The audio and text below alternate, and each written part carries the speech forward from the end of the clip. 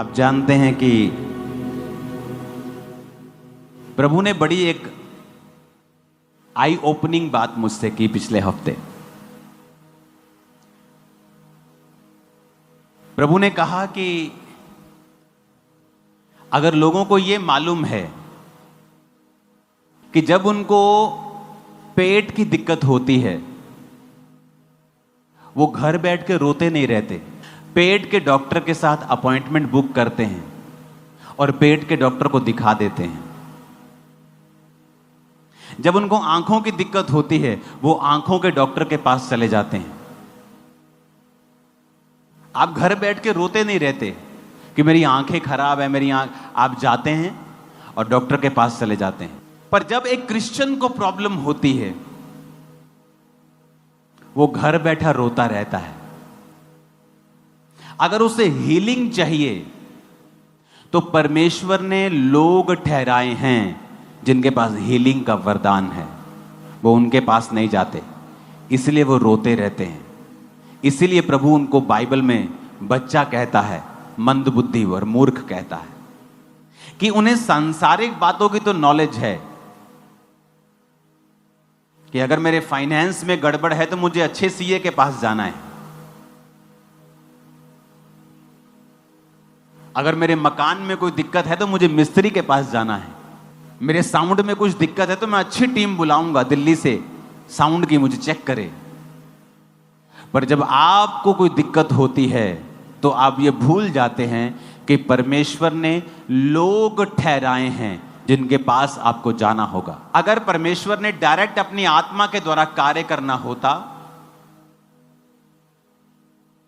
तो वो कभी ना कहता कि मैंने चर्च में pastors, evangelist, profits, apostles, teachers ठहराए हैं। वो ये कहता कि मैंने अपना आत्मा ठहराया है जो तुम्हारी जिंदगी में काम करेगा। लेकिन वचन क्या कहता है? उसने कहा मैंने चर्च में इन लोगों को ठहराया है कि मसीह की देह उन्नति पाए। आप हील होंगे, आप उन्नति करेंगे। मैं आपको बता रहा हूं, healing is a spiritual thing. आपके कमर में दर्द है, आप बैठकर प्रार्थना नहीं कर सकते फुल कंसंट्रेशन के साथ, लेकिन जब वो दर्द हील हो जाता है आप फ्री हो जाते हैं फुल पोटेंशियल के साथ प्रार्थना करने के लिए। सो healing, deliverance is a spiritual thing. ये कोई शारीरिक चीज नहीं है जिसको लोग, जिसकी निंदा करने लगते हैं क्योंकि उनके पास वो वरदान नहीं है। हाथ ना आए थू कोड़ी। ऐसे पास्टर्स भी हैं जिनके पास हीलिंग का वरदान नहीं है। अपने प्रचार से उनकी चर्च में लाखों लोग हैं जो लोग ये बोलते हैं कि हमारे पास हीलिंग का वरदान नहीं, हम सच बोलते हैं इसलिए हमारे पास लोग थोड़े हैं। मैं आपको अकेले प्रचारक बता देता हूं जो इस इंडिया की दूसरी सबसे बड़ी चर्च है, वहां पे 3.5 लाख मेंबर हैं, सिर्फ प्रचार करता है पास्टर।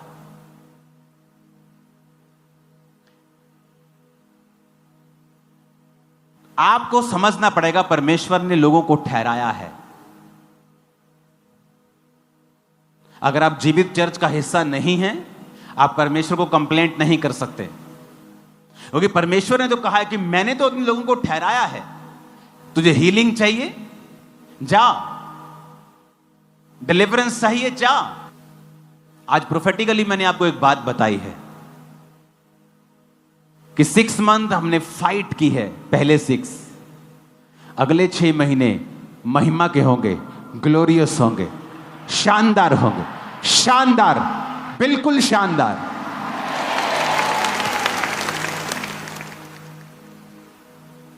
लोगों को लगता है शायद फेसबुक से नाम पढ़ के प्रोफेसी करना प्रोफेसी है, वो प्रोफेसी नहीं है। आप अपने लोगों को देखेंगे, अपने रिश्तेदारों को, दोस्तों को देखेंगे कि वो स्पिरिट डबल, ट्रिपल, 10 गुना ज्यादा खिंचाहट से उनको अपनी ओर खींच रही है और परमेश्वर के भवन में लेके आ रही है। वो आत्मा आप देखेंगे उनके साथ, आप देखोगे। ये प्रोफेटिक वर्ड है जो मैं आपको दे रहा हूं। जैसे जैसे टेक्नोलॉजी बढ़ेगी, एविएशन में बहुत सी नई टेक्नोलॉजी आप देखोगे। फ्यूचर तो ऐसा होगा कि जहाज क्रैश होने की घटनाएं 0% पे आ जाएंगी, इतनी कम हो जाएंगी। टेक्नोलॉजीज ऐसी होंगी कि किसी को बंदूक से मारने की जरूरत नहीं पड़ेगी, आप उसको दूर से बिना बंदूक से मार पाएंगे। और लोगों का डिप्रेशन हाईएस्ट लेवल पे होगा, छोटे छोटे बच्चे भी डिप्रेशन का शिकार होंगे फ्यूचर में। और इसीलिए परमेश्वर की ओर लोग ज्यादा होंगे, विरोध भी ज्यादा होगा, अंधेरा भी ज्यादा होगा और उजाला भी ज्यादा होगा। आपके बच्चे चमकेंगे तारों की तरह और लोगों को सिखाएंगे। और ये ज्यादा टाइम नहीं लगेगा, मैं आपको बता रहा हूं। सडनली कुछ दिनों में, कुछ महीनों में ही टेक्नोलॉजीज उस लेवल पे चले जाएंगी कि जो लोग परमेश्वर में नहीं होंगे वो डिप्रेशन का शिकार हो जाएंगे। क्योंकि आज अगर उसको सेफ्टी चाहिए वो अपने घर में जा सकता है, अपनी बख्तरबंद गाड़ी में जा सकता है, लेकिन फ्यूचर में ये भी चीजें सेफ नहीं होंगी। गारंटी सिर्फ उसी की होगी जो यीशु के लहू में छुपा हुआ है। तो लोग ज्यादा जरूरत समझेंगे परमेश्वर में आने की। जिस तरह कोविड के बाद हुआ, लोगों को ज्यादा महसूस हुआ कि हमें परमेश्वर के करीब रहना है। तो आप अगर घर में बैठे कंप्लेंट कर रहे हैं तो गलती परमेश्वर की नहीं है। आपको हीलिंग चाहिए, डिलीवरेंस चाहिए, प्रोफेटिक आपको विजन चाहिए, परमेश्वर क्या चाहता है, आप जीवित चर्च में आएं और सुने फिर परमेश्वर क्या चाहता है। तो इसलिए मैं ये बता रहा हूं कि आपको मालूम हो कि पवित्र आत्मा जब आपसे बात कर रहा है किसी विषय में, आपको ऐसा ना लगे कि मेरा मन आपसे बात कर रहा है। क्योंकि विश्वासियों से परमेश्वर बहुत ज्यादा बात जब नहीं करता या उनको पहचान नहीं होती परमेश्वर की आवाज कौन सी है, मन की कौन सी है, तो वो सोचते हैं कि शायद उनके मन में ये बात आ रही है। लेकिन कई बार मन में नहीं आ रही होती, वो परमेश्वर का आत्मा उनसे बात कर रहा होता है। तो एक नियम आप अपनी जिंदगी में बना लें कि परमेश्वर ने डायरेक्ट वो कुछ नहीं करता, बाइबल कहती वो अपने लोगों का इस्तेमाल करता है। तो अगर आपको हीलिंग चाहिए, स्पिरिचुअल लोगों के साथ संगति करें, उस चर्च का हिस्सा बने जहां हीलिंग पावर अवेलेबल है। मैं हील हुआ कि नहीं हुआ यह बात अलग है, लेकिन अगर एक कैंसर वाला हील हो रहा है, एक HIV वाला हो रहा है, तो सब हो सकते हैं, क्योंकि वो ग्रेस उस चर्च के ऊपर अवेलेबल है। एक के बेबी हो रहा है, 2 को हो रहे, 3 को हो रहे, इसका मतलब ग्रेस अवेलेबल है। ऐसा कैसे हो सकता है कि आप ले हैंड करवाएं, आपको हल्का महसूस हो, आप सब कुछ उठा रहे हैं, आप अगले दिन 2 दिन बाद वापस जा रहे हैं, आप प्रेग्नेंट हैं? ऐसा कैसे? आपकी फैलोपियन ट्यूब ब्लॉक है, आपको HIV है, सब कुछ नेगेटिव लाइफ में बुरा चल रहा है, आप चर्च में बैठे हैं 3 साल से, समथिंग एक दिन समडे प्रेयर होती है, आप पेट पे हाथ रखती हैं, आपको गर्म महसूस होता है, अगले महीने में आप प्रेग्नेंट होती हैं। ऐसा कैसे हो सकता है? आपका बेबी, आपका हस्बैंड, आप HIV फ्री हैं, ऐसा कैसे हो सकता है? एक इत्तेफाक हो सकता है, 2 हो सकते हैं, 20,000 इत्तेफाक नहीं हो सकते।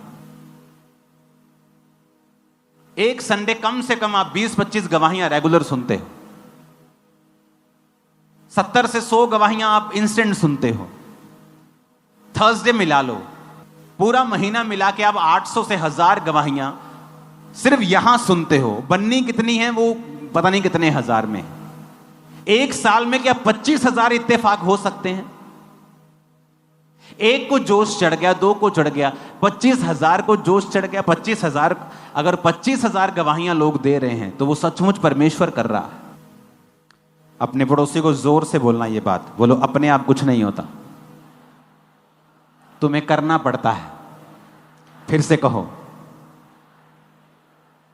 पहला शमूएल 22 उसकी 1 आयत में लिखा है, दाऊद वहां से चला और बचकर अदुल्लाम की गुफा में पहुंच गया। यह सुनकर उसके भाई, उसके पिता का समस्त घराना उसके पास गया। कब की बात है ये तब की बात है जब दाऊद की जिंदगी में फाइट चल रही थी।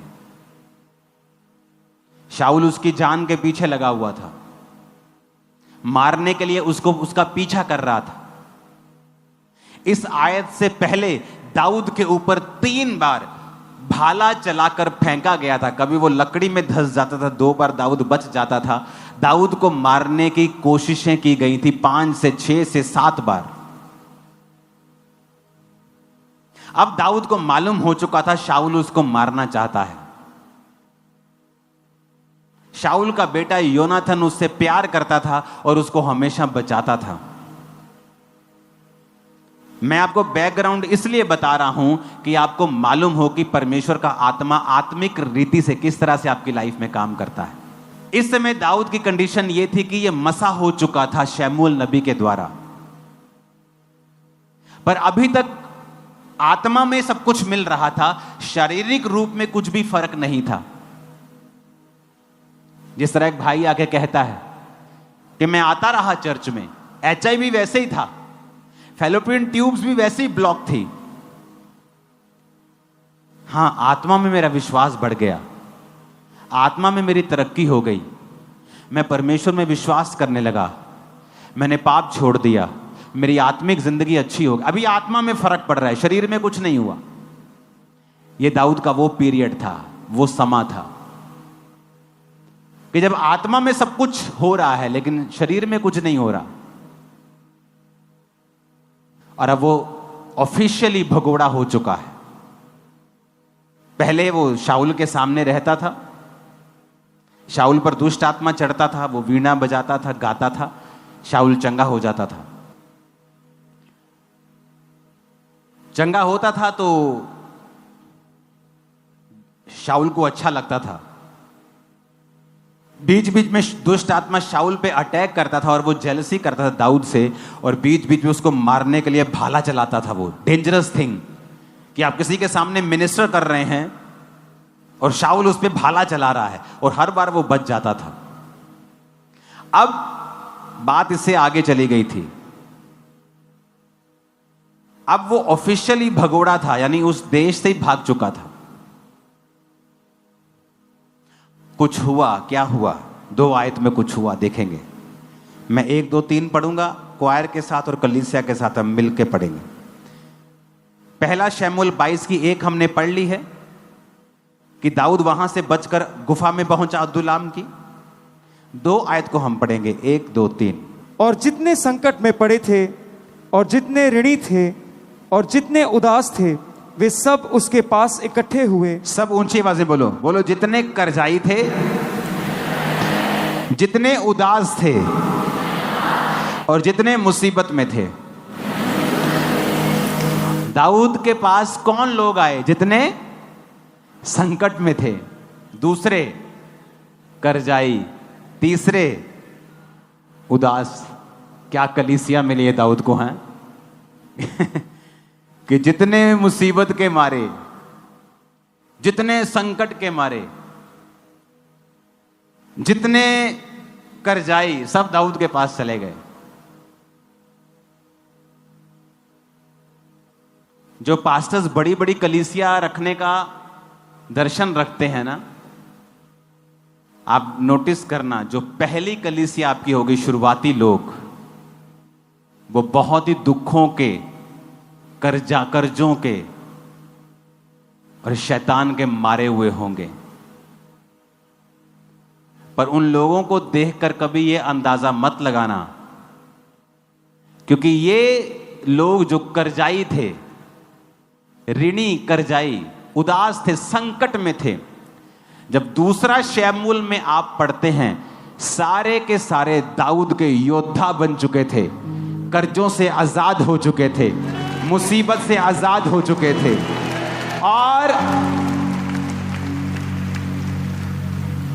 कोई भी उनमें से उदास नहीं था। It's a perfect demonstration, perfect उदाहरण है कि अगर आप ऐसे व्यक्ति के साथ जुड़ेंगे जो दर्शन में हो। अभी दाऊद की जिंदगी में भी कोई बड़ा काम नहीं हुआ है, लेकिन वो आत्मिक है, स्पिरिचुअल मैन। जब मैंने खामरा चर्च स्टार्ट की थी, क्या था मेरे पास? कुछ नहीं था मेरे पास। मैं अपना बिजनेस करता था, एक बिजनेसमैन था मैं। लोग आते थे, मैंने गरीब है, अमीर है, डोंट वरी, वचन। आज वही लोग हैं जो लाखों की सपोर्ट कर रहे हैं हर महीने चर्च की, वही लोग सेम सालों से आ रहे यहां, आज भी जानते हैं मुझे, मैं मिलता हूं उनसे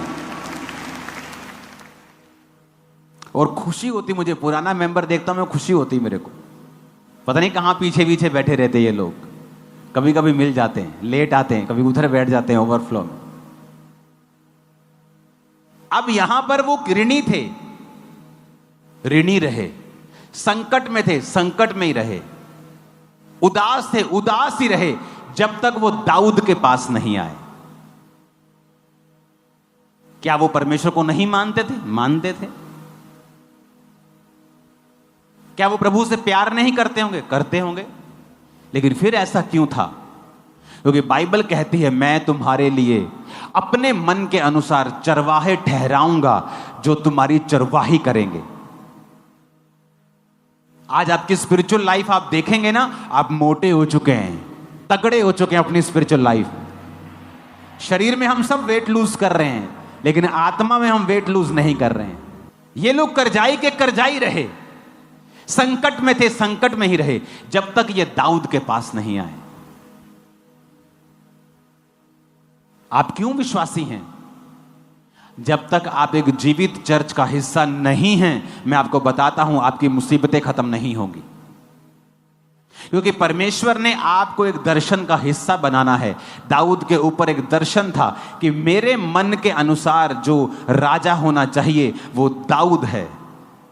दाऊद को एक टीम चाहिए जो दाऊद के आगे आगे काम करे। मैं दाऊद से बात करूंगा, दर्शन दाऊद को दूंगा, दाऊद मेरे लिए काम करेगा, यह टीम दाऊद के लिए काम करेगी। जब तक वो टीम दाऊद के लिए काम नहीं करेगी, मैं इनको संकटों से आजाद नहीं करूंगा। मैं आपको सैकड़ों लोग बता सकता हूं जो एक समय सेवा में थे और भाग गए, आज मुसीबतों में हैं, और मुसीबतें छोटी नहीं है उनकी लाइफ में, और उन्हें लगता है ले हैंड से या एक मैसेज से या सॉरी मांगने से हमारी मुसीबतें खत्म हो जाएंगी। नहीं होंगी। क्योंकि परमेश्वर ने एक दर्शन दिया है, दाऊद को एक दर्शन दिया था कि दाऊद, मैं तुझे राजा बनाऊंगा क्योंकि तू मेरे मन के अनुसार चलने वाला है, तू मेरी प्रजा को आगे लेके जाएगा। ये मेरा दर्शन है। जितने लोग तेरा दर्शन में साथ देंगे, उनकी सारी पर्सनल मुसीबतों को मैं उनकी जिंदगियों से दूर करूंगा, क्योंकि मैं तेरे संग हूं उस दर्शन के कारण जो मेरा तेरे सिर के ऊपर है। अगर ये करजाई रोते रहते तो रोते रहते, संकट में रहते तो संकट में रहते। उन्होंने फैसला किया, हम दर्शन के साथ जुड़ेंगे। एक अविश्वासी को पता है संगति रंगति को लेके आती है। अच्छी संगत, अच्छी रंगत अविश्वासी को पता है। लेकिन एक विश्वासी कौन सी जगह जा रहा है? जो उसके घर के नजदीक है। उसको किराया नहीं भरना। यहां थे इंडिया में 20,000 की नौकरी के लिए 1 घंटा जाते थे, बस में 1 घंटे से वापिस आते थे, हर संडे चर्च में होते थे। फॉरेन में चले गए, शनिवार भी काम करते, संडे भी काम करते हैं। और अगर बोलो ब्रांच जाते हो, नहीं, very far from my house पापा जी, साढ़े को 2 घंटे दूर है ब्रांच। 2 घंटे कैसे? पैदल नहीं, गाड़ी में 2 घंटे सिर्फ। और तुम फॉरेन में हो, अच्छा कमा रहे हो, और 2 घंटे तुम ब्रांच नहीं जा सकते, गाड़ी में तुम्हें 2 घंटे ज्यादा लगते हैं। तुमने अपने आप को इतना सोल कर लिया, इतना तुमने अपने आप को कूड़ा, इतना अपने आप को मुलायम कर लिया कि तुम शैतान के लिए ओपन हो गए कि वो तुम्हें मारे। और तुम भूल गए कि एक विश्वासी को एक जीवित चर्च जहां पर रूहें बच रही हों, उसका हिस्सा 100% होना ही चाहिए। एक विश्वासी सेल्फिश नहीं हो सकता। जिथे सेल्फ रिस्पेक्ट नहीं हैगी, मैं उथे नहीं जाऊंगा।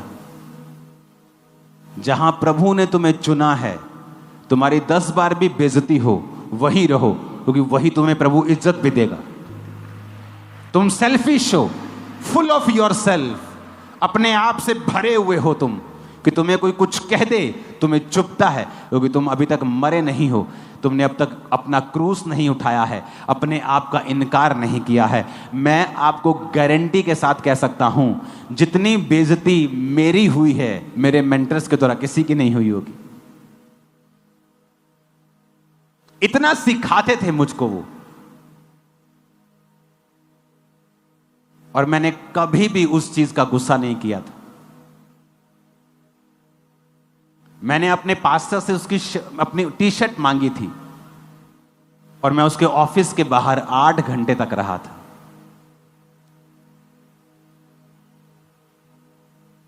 टी शर्ट लेके ही निकला, मैं भी ढीठ था, मैंने कहा जाना ही नहीं, आज लेके ही जानी टी शर्ट। जब तुम अपने आप में मरे ही नहीं हो, तुम्हें किसी वॉलंटियर ने कुछ कह दिया, तुम अपने आप से इतने भरे हुए हो, तुम प्रभु का स्पर्श नहीं ले सकते।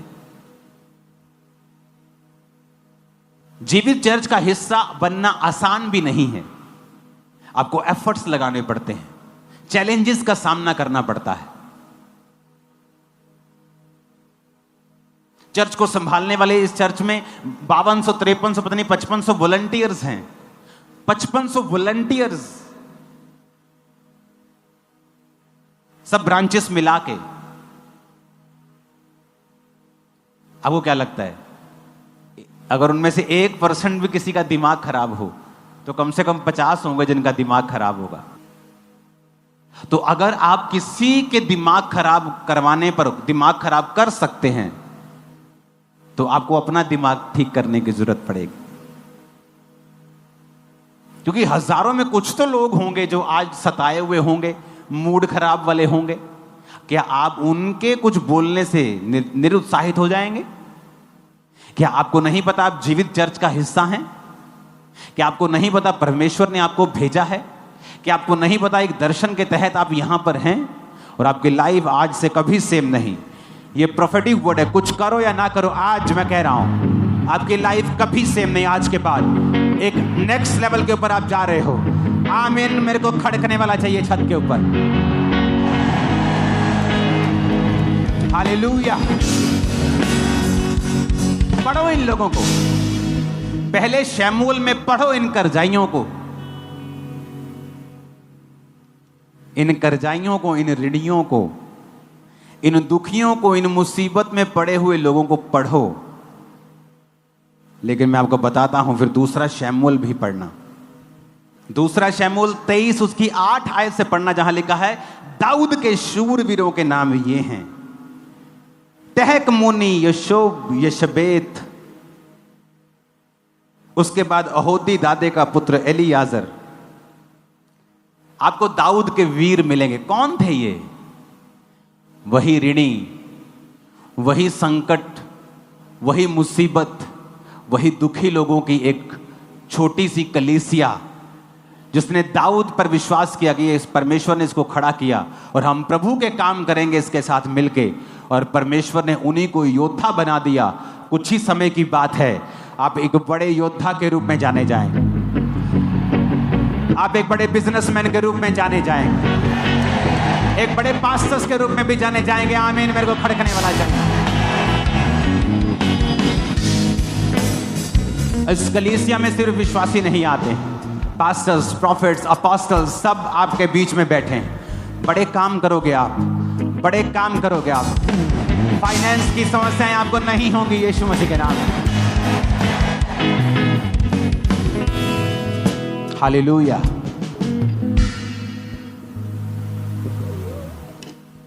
संगति एक अविश्वासी को भी पता है, संगति ही रंगत को लेके आती है, लेकिन विश्वासियों को नहीं पता।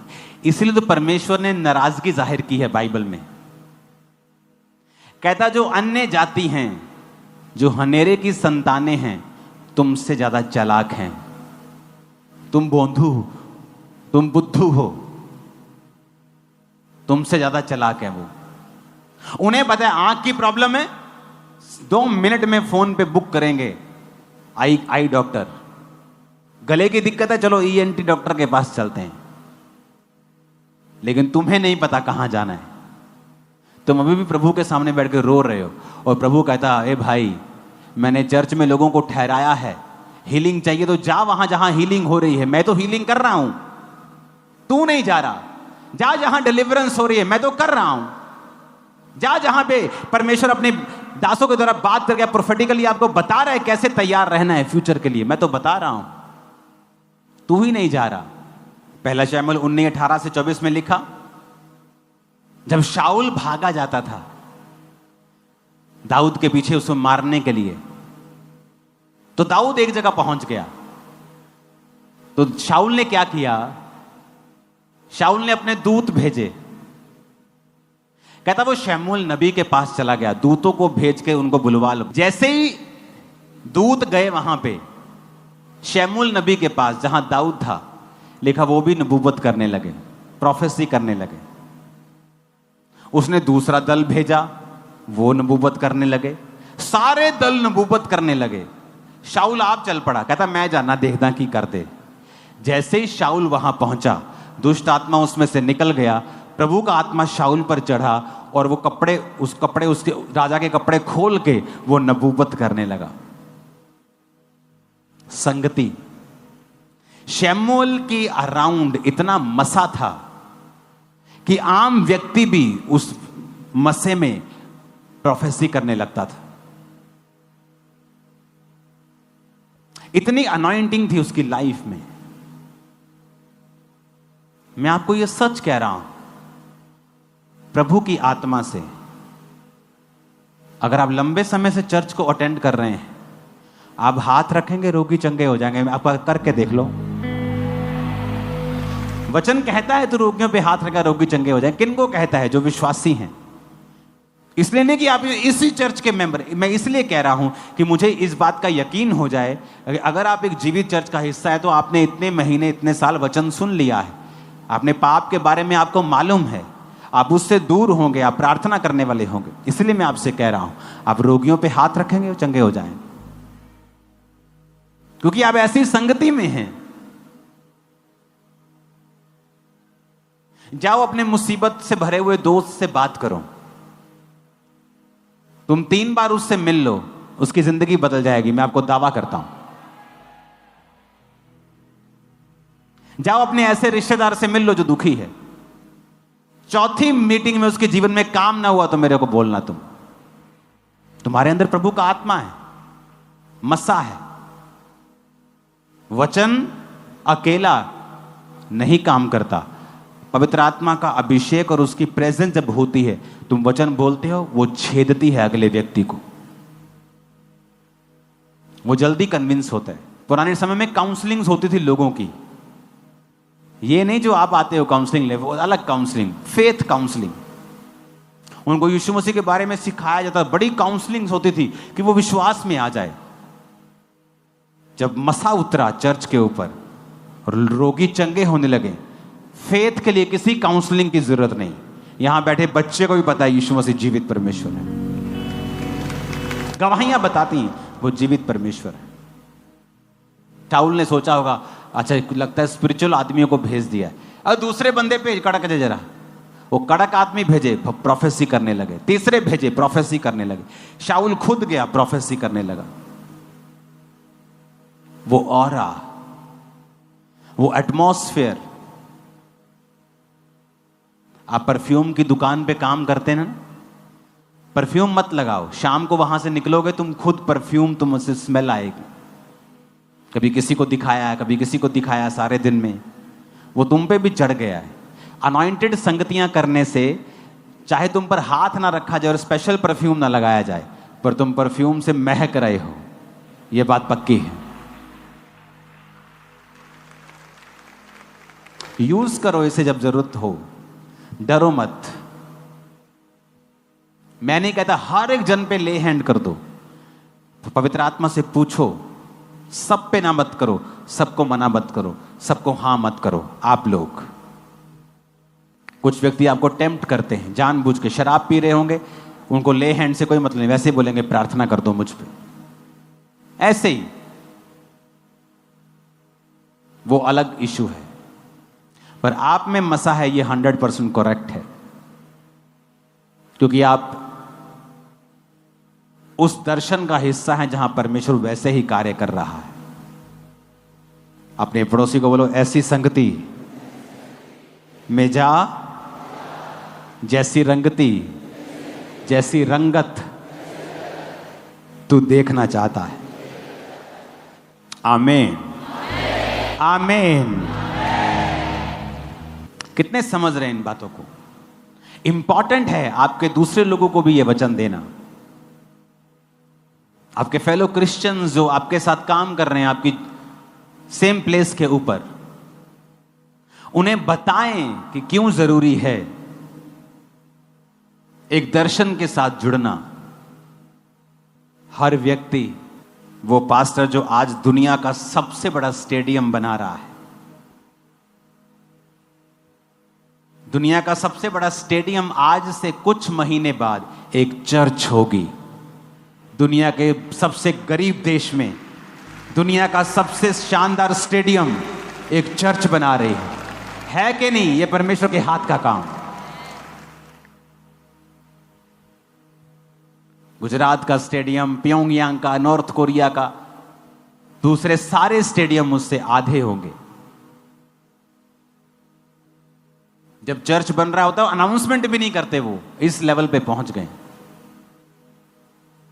अगर अनाउंसमेंट करनी हमें 3000 करोड़ की जरूरत है, एक अनाउंसमेंट हुई 3000 लोग आ जाएंगे अपने आप। तो किसी ने पूछा कि ऐसा कैसे कि आपके लोग इतने खुले हैं? आपको अमीर लोग दिए परमेश्वर ने? कहता नहीं, जब मैंने चर्च शुरू की सबसे गरीब, सबसे मरे हुए लोग मेरे पास आए थे और मैंने उन्हें सिखाया है हेल्प करनी है। कहते आपने हेल्प करना? मैंने कहा हां, टाइथ बोना सिखाया है, देना सिखाया है। आज वही लोग थे जो कर्जाई थे, गरीब थे, आज वही लोग इस चर्च को बना रहे हैं और वही लोग अमीर हो चुके, ब्लेस हो चुके।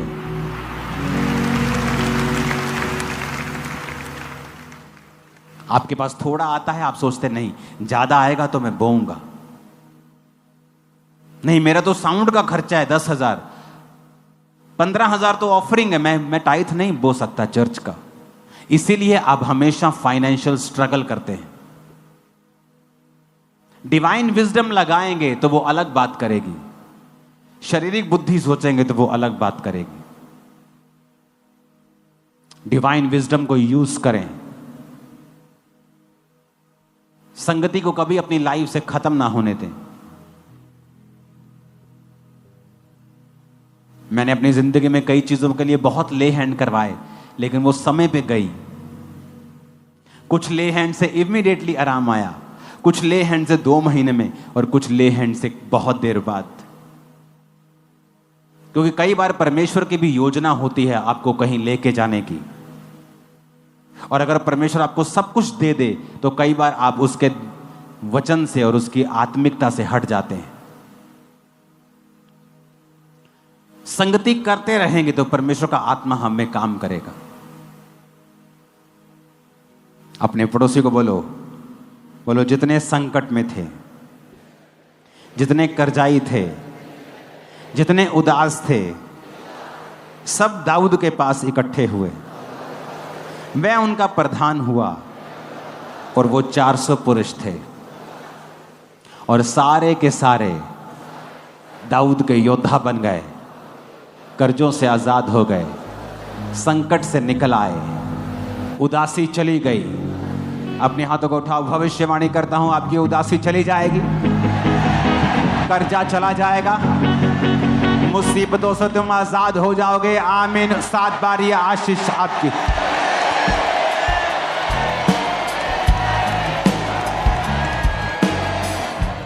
परमेश्वर के वचनों को सुनने के लिए हमारे चैनल को सब्सक्राइब कीजिए और हमारी लेटेस्ट वीडियो सबसे पहले देखने के लिए बेल आइकन को प्रेस कीजिए।